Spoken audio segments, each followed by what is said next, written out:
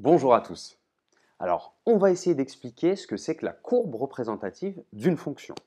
Alors pour ça, on va prendre un exemple qui nous parle à tous. Si je vous dis que on doit représenter, donc on a un mobile, on a quelque chose qui se déplace, et on veut représenter sa vitesse en fonction du temps. On veut représenter graphiquement la vitesse de ce mobile en fonction du temps. Donc on aurait donc un repère avec un axe des abscisses et un axe des ordonnées. Et qu'est-ce qu'on représenterait donc sur l'axe des abscisses et sur l'axe des ordonnées? Eh bien, vous l'avez peut-être deviné, vous l'avez sans doute dit, enfin, en tout cas quand je pose cette question-là aux élèves en général, ils arrivent à trouver. Eh bien, on va représenter le temps sur l'axe des abscisses et la vitesse sur l'axe des ordonnées. Parce qu'effectivement, c'est l'augmentation ou la diminution de vitesse, respectivement l'accélération ou la décélération, que l'on veut voir. C'est l'évolution de la vitesse. Ce n'est pas l'évolution du temps. Le temps, on va considérer qu'il est linéaire, qu'il avance à vitesse constante, entre guillemets.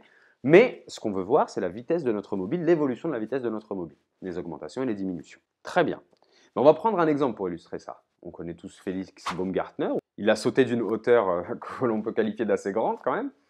Et on va représenter ici la vitesse qu'il avait donc, pendant cette chute en fonction du temps. Donc on voit que sur l'axe des abscisses, on a donc le temps, qu'on va compter en secondes, avec pour unité la seconde, et en ordonnée, sa vitesse en kilomètres par heure. Très bien, jusqu'ici tout va bien. On a donc sa vitesse en fonction du temps. C'est-à-dire que si le temps, on l'appelle x par exemple, hein, on appelle cette variable la variable x, parce que le temps est amené à changer, la fonction va nous permettre de passer donc de notre instant x, de notre moment x en secondes, à la vitesse de Félix Baumgartner à ce même instant-là. Voilà. Donc, va nous permettre de passer de x à f de x si la fonction la note f par exemple. On remarque donc que nos antécédents x, on les lit sur l'axe des abscisses. Pour s'en souvenir, c'est assez facile. Abscisse, antécédent, ça commence par la même lettre. Et on a donc nos images f de x que l'on va lire sur l'axe des ordonnées. Jusqu'ici, tout va bien. Allez, on va se prendre un petit exemple et on va essayer d'exploiter cette courbe. Quelle est la vitesse de Félix Baumgartner à 100 secondes?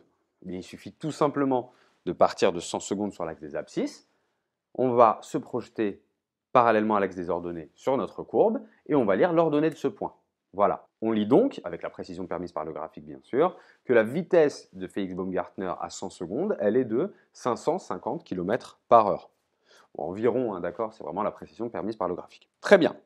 Donc on peut dire aussi que f de 100 est égal à 550. On est d'accord. Donc les coordonnées en fait de ce point-là, on peut les lire, donc c'est 100 en abscisse, on donne toujours l'abscisse d'abord, et l'ordonnée ensuite, donc 550. 100, 550, ce sont les coordonnées de ce point. Jusqu'ici, tout va toujours bien, on suit. On va prendre un autre exemple, hein, une autre question. Donc quelle est la vitesse de Félix Baumgartner à 200 secondes? Alors à 200 secondes, pareil, on va partir de l'axe des abscisses, donc 200 secondes, et on va lire donc que la vitesse, elle est de 260, environ 260 km par heure. Très bien. On lit donc que f de 200 est égal à 260, d'accord? Ou bien que notre point, il a pour coordonnées 200, 260. 200 en abscisse, 260 en ordonnée. Mais qu'est-ce qu'on remarque alors pour ces deux points-là? Ils ont un point commun, sans mauvais jeu de mots. Ils ont la même structure de coordonnées. Si on remarque bien, pour le premier point, il aura pour coordonnées 100 f de 100, parce que f de 100, c'est 550. Le deuxième point, ses coordonnées sont 200 f de 200. Donc finalement, on peut dire que leurs coordonnées sont de la forme x, f de x. Peu importe leur abscisse, x, leur ordonnée, c'est l'image de leur abscisse par la fonction considérée. Donc là, c'est par la fonction f. Donc ça, on peut même le généraliser à n'importe quel point de la courbe. En fait, la courbe, elle est constituée de plein de points, et tous ces points ont, encore une fois, sans mauvais jeu de mots, tous le même point commun, qui est que leurs coordonnées, elles ont la même structure, elles sont de la forme x, f de x. Et on comprend mieux maintenant la définition qui nous dit que la courbe représentative d'une fonction f dans un plan muni d'un repère, c'est un ensemble de points qui ont tous pour coordonnées x, f de x. Ça ne veut rien dire d'autre que leur ordonnée est toujours égale à l'image de leur abscisse. Voilà.